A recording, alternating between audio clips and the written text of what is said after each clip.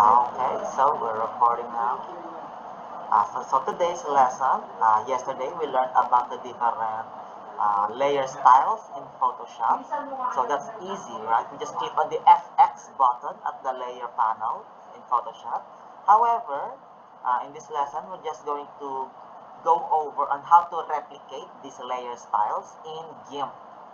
Okay? Reminder, GIMP is the free software substitute for Photoshop if you can't pay for Photoshop. So this is the most likely software that we are going to use. Okay, so let's try creating these layer styles. Nakikita niyo stroke, outer glow, inner glow, drop shadow, as well as the three kinds of overlay: color overlay, gradient overlay, pattern overlay, and then inner shadow. Okay, oops, okay.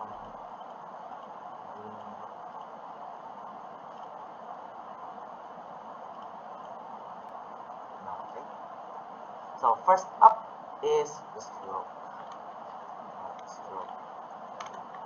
So to recreate the stroke in layer style, there is a simple technique that you can do is to hold Alt, and then click on this text layer icon in the layer panel. Okay, so I'm holding Alt right now, the Alt button. And now we click this icon, this text layer icon for stroke. And what this does, it will automatically select the entire text. So this way, it becomes much easier to select the entire thing. Okay. Remember this, huh? Hold Alt. And matagalan muna. So just write it down. Hold.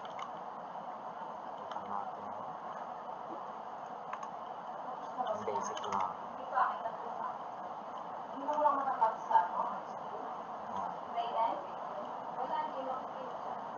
Write it down. So it's easy to remember.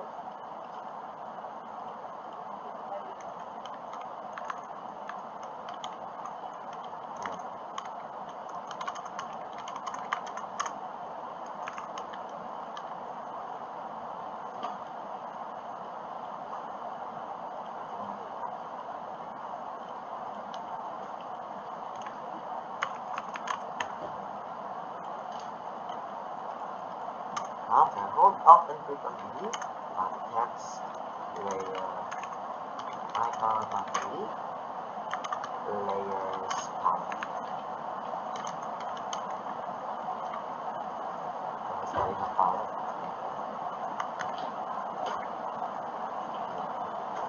So I write this down because this will come up a lot. Okay, so when we're doing stroke, outer glow, this first step, hold Alt and clicking on the icon layers panel, and this will come up a lot. So remember this one. Okay, so first we're going to do the stroke. To do the stroke, we hold Alt and click on the text layer icon. We've done that already. Go to the select menu. Go to grow. Okay, go to grow. And then we can now choose our preferred thickness of our outline, of our stroke. Let's choose 3. Okay, so we'll notice that the selection goes larger. And then click on this new layer, create new layer. Yeah. And then place this layer behind the text layer stroke. So now we are now free to fill in any kind of colors that we want. Let's choose blue to make a nice contrast to the yellow. Okay, then once we click on this, we now have a stroke. Okay po? So this is how we can recreate a stroke layer style in GIMP. Okay, just click this. So this is stroke. Okay, next we're going to recreate the outer glow. Outer glow. Oops. It's not ITC.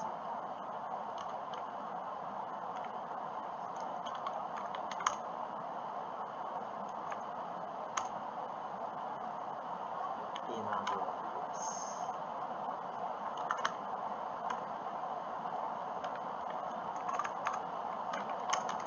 Okay. So to recreate inner glow, we're going to hold Alt and click on the text layer icon in the layers panel. So you're going to hold Alt and click on the icon for inner glow. So this will select all text in inner glow. And then next, go to the select menu. Instead of clicking glow, well, you can click glow if you want to make heavier glow, larger glow. Okay, so let's just try this one. Just instead of 3, just give it 1. And then go to select. But the most important part is this feather. So feather creates a fading effect. So it fades out smoothly. Okay, let's choose 20. Okay, but I think 20 is a little too fast. Then 15, let's choose a 15. And click OK. So now we have a fading effect. So then, don't forget to create a new layer. Okay, create a new layer will come again all the time. Place it behind the text. And now we're going to place a new color of our choice. And then fill it with a bucket. Yeah, so we now have a glow. So this one looks weak to me, so we're going to Control Z the feather again, Control Z the thickness. Do it again by clicking on grow. And let's make it 3. Okay, select feather. Instead of 15, let's choose 25. Okay, so now when we create a new layer. Yeah, so we now have a little more satisfying glow. So this is how we can create this outer glow. Okay, this outer glow pala. Wrong. This outer glow. Okay, then do it again. Control Shift A to remove the selection. Okay, this will come up again a lot. So let's just write it down. Okay. To remove all selection. Control plus Shift plus A.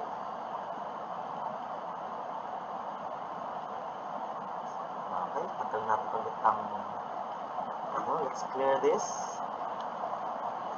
Okay, again, Alt, click, select, grow, 3, select, feather, 25, and then fill in with our color. Remember to select this layer. If you have this text selected, you will only be able to color the text. You have to select the background to make it to give it the outer glow effect. Okay, so let's remove all selection. Control Shift A, and now we have an outer glow. So this is how we can create an outer glow. Oops. Okay, make sure that's the bottom of it. Yeah, so we have replicated outer glow in GIMP. Next, let's choose inner glow. Yeah, inner glow, the real inner glow.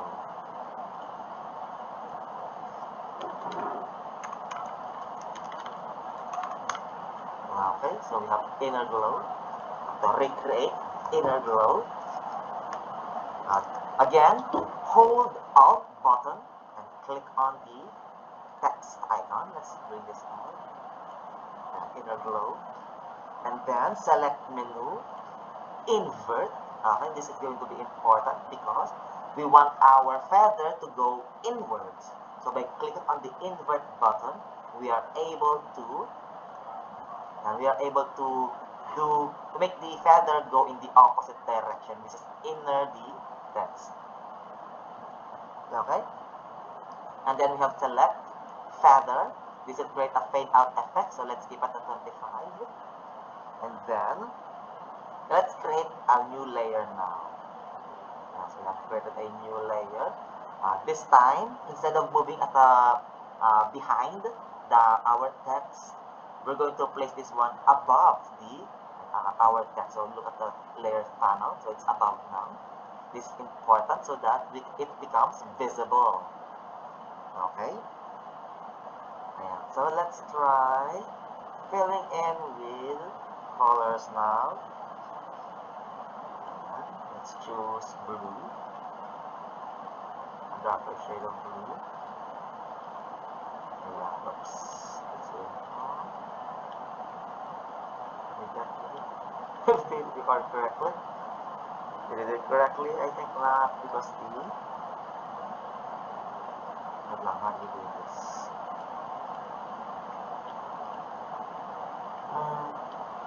We forgot to invert.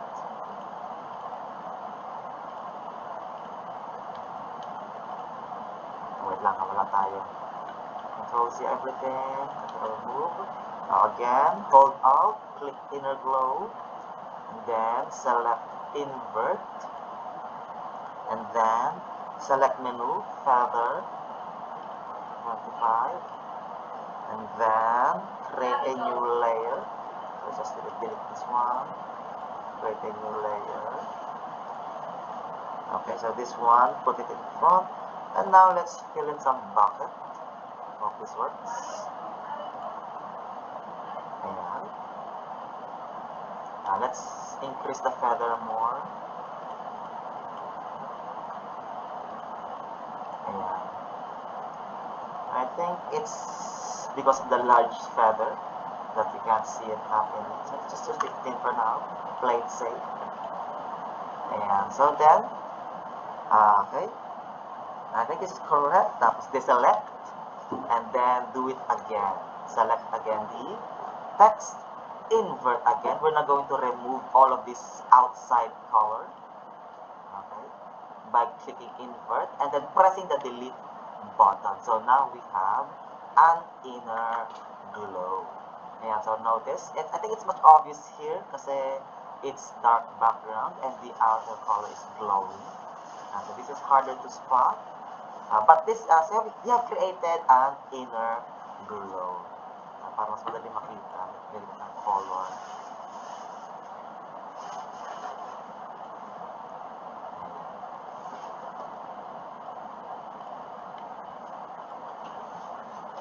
Yeah, so with this layer style, it appears that it will appear that the color has seeped in to the color. So mas malata siya dito. So let's control C everything. Yeah, so that is inner glow. Next up, we're going to use the drop shadow. One of the easier layers how to replicate in GIMP is the drop shadow.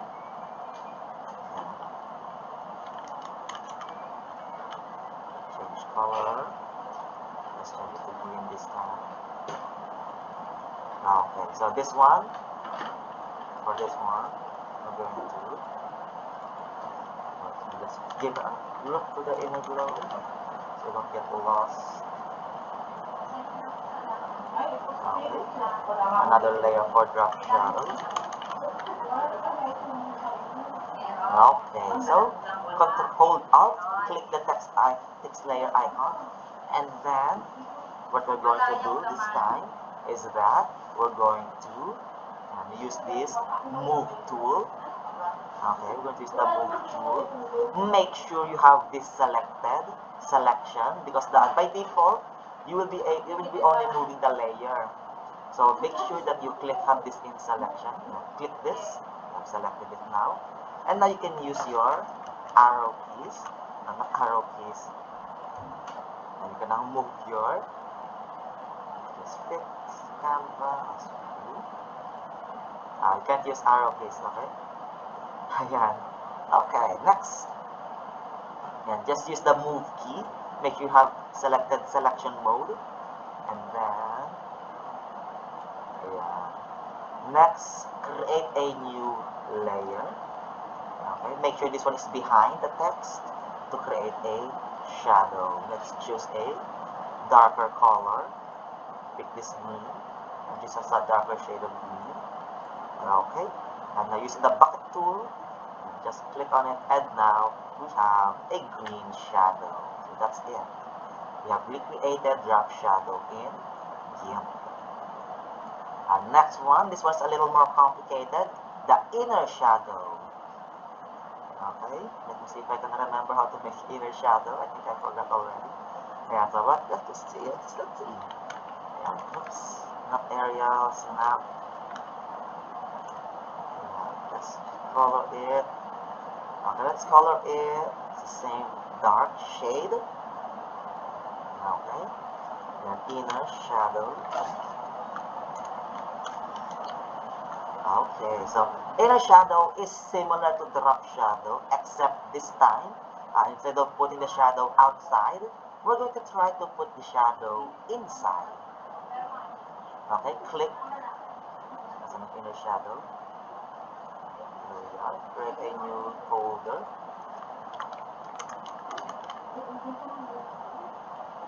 Okay, hold Alt and click on the text layer icon, and we have selected everything.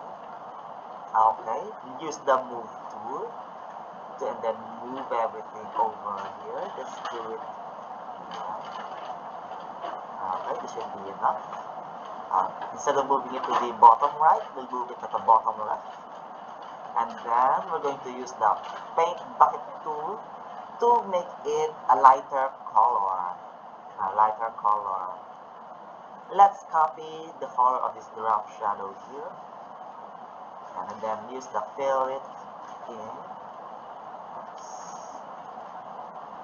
Let's create a new background first, a new layer first. Okay, this one, we're going to put it on the front. Okay, because inner shadow is at the front of the shadow, we're going to put it in the front of the layer, text layer. And so we now have inner shadow. This is not inner shadow yet, so this will just look like drop shadow.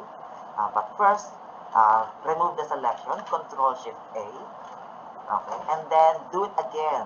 Hold Alt and click on the text layer, do it again. But this time, we're going to invert and press delete. So, okay, so what do you notice? What happened? Now, it looks like it's inside the text. Diba? This is drop shadow, and this is inner shadow. So, it will look like it actually has depth, like it's been carved inside.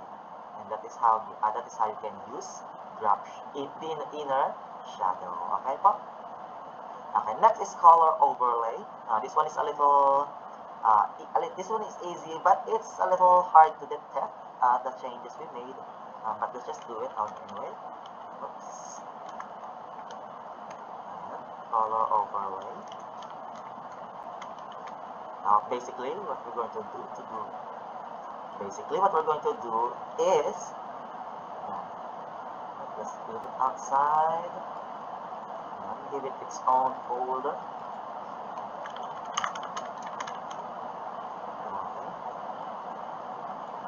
Okay, so basically same old. Hold Alt and click the text layer. Okay, and then create a new background. Create a new layer. This one, at this time, let's keep it at the front of the text because we want our color to be on top of our color of our original text.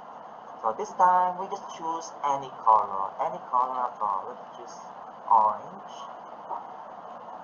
And paint bucket. Not orange. What's good with blue? Let's choose blue. I like blue.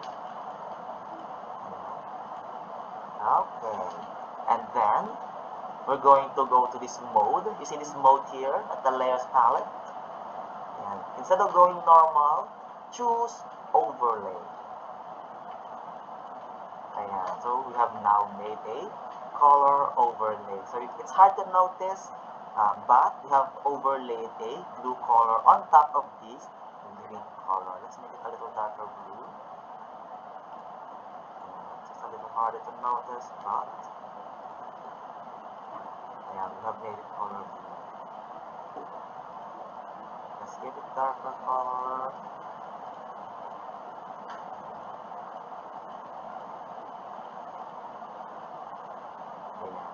So that's basically color overlay. We're overlaying a color on top of another color. So it's a little less noticeable in GIMP compared to Photoshop.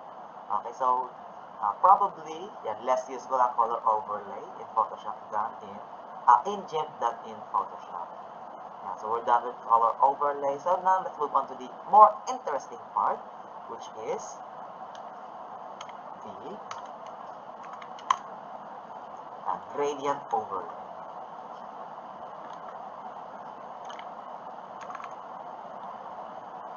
Gradient overlay. Okay.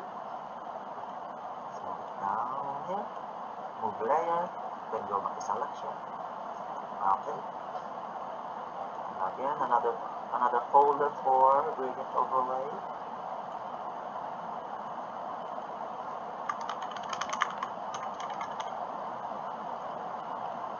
Ayan.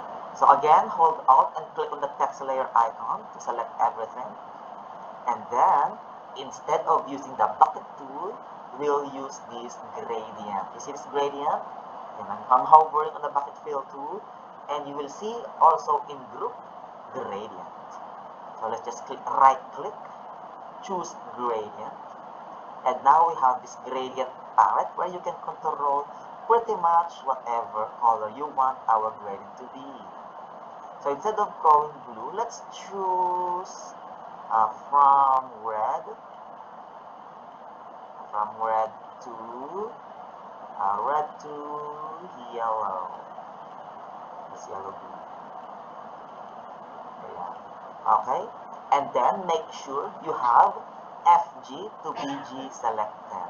This is important because if you do not have this selected, you might have different colors, different gradients depending on your selection. So just for now, the most basic one is FG to BG RGB.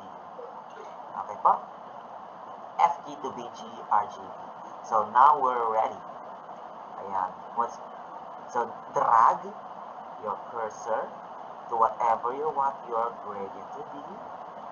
And this is now we create a gradient overlay. Okay? Press enter. You don't have to press enter. We just choose Ctrl-Shift-A to remove our selection. Oops. Wala. Oops. Okay, again. So our mistake is that we didn't make a new layer. So let's create a new layer. Okay. Okay, and then make sure this one is in front of our text layer. And then let's do it again. Okay,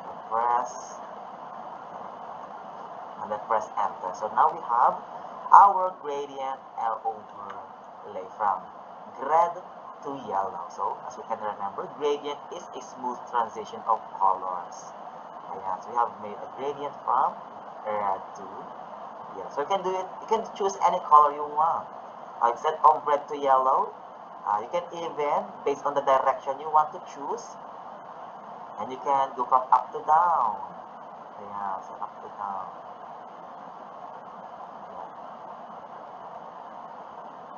This one's a little hard to detect. Yeah. Oops. Ayan, so this is our color overlay. Fix it a little. Enter. Ctrl-Shift-S. Ctrl-Shift-A.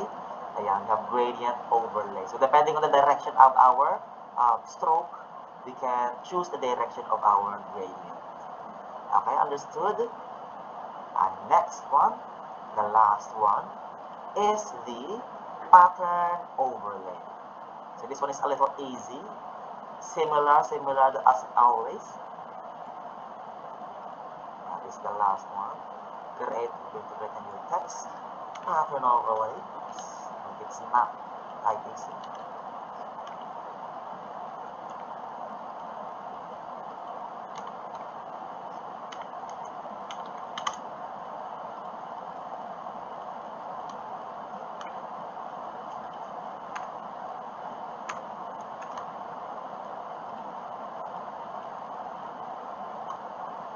So,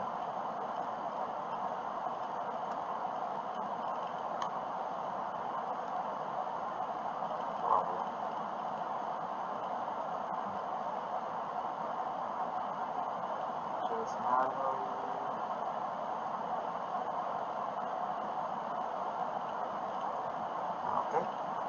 pattern overlay. This one, let's just turn this one to black because it doesn't matter what color our overlay is. But we do want some contrast. Okay, again, hold Alt and click on the text layer. And this one, go back to the bucket fill. But, okay, this is the most important part. Instead, go to the bucket fill palette and choose pattern fill. Okay, instead of the common FG color fill, the most common type of bucket fill, choose pattern fill. And now you can choose from a selection of pattern. So let's skip stone for now. And then create a new layer. Okay. And keep it at the front of our text. And then select. And now we have a pattern overlay. Okay. So the great thing about this one, so you can choose any pattern and right click again, choose how, instead of stone, let's choose something wood. Wrong wood. Is this wood? And wood number 2. Then right click. Oh, let's clear this first. And then again. So we now clear the layer first before reapplying the pattern. So now we have wood. I think I prefer the stone better. This is stone. So that is pattern overlay. Okay, na-follow po. Okay, so another thing that you might want to know is how to insert picture inside a text. Okay, so it's similar to pattern overlay because Photoshop has similar feature. But this time in GIMP, there's a different way of inserting image to a text. I'll just choose a different text. Okay. Image. This one is an image.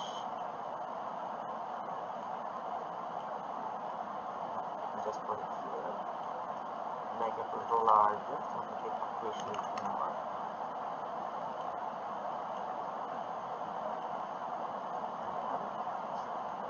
Okay, so let's leave image here for now and let's try inserting a picture. Let's choose this one.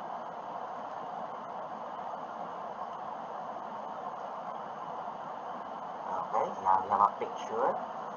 First, you can drag the picture on the image. You can even do some scaling.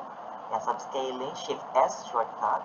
If you want to resize your image, let's do that. Shift S. We adjust our image.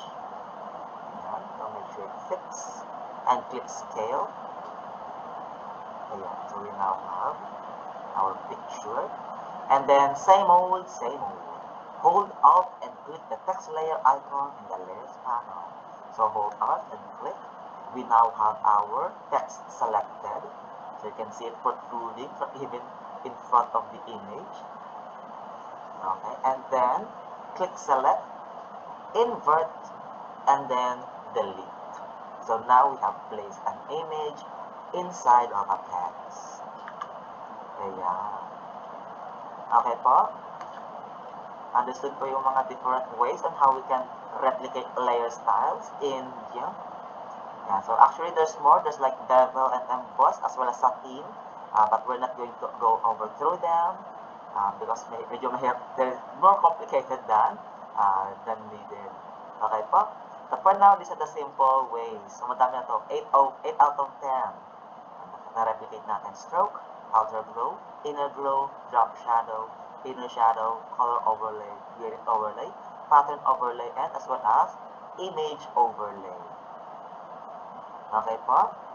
And this is how we can replicate layer styles in GIMP. May questions po ba? Ayan, so I recorded this session para mabalikan natin. I will upload this to LMS. I hope LMS does not have a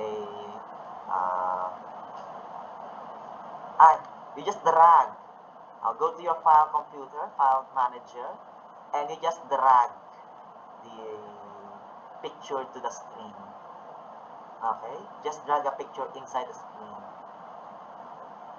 Okay, but I think you can insert image somewhere in the, I believe it's in file.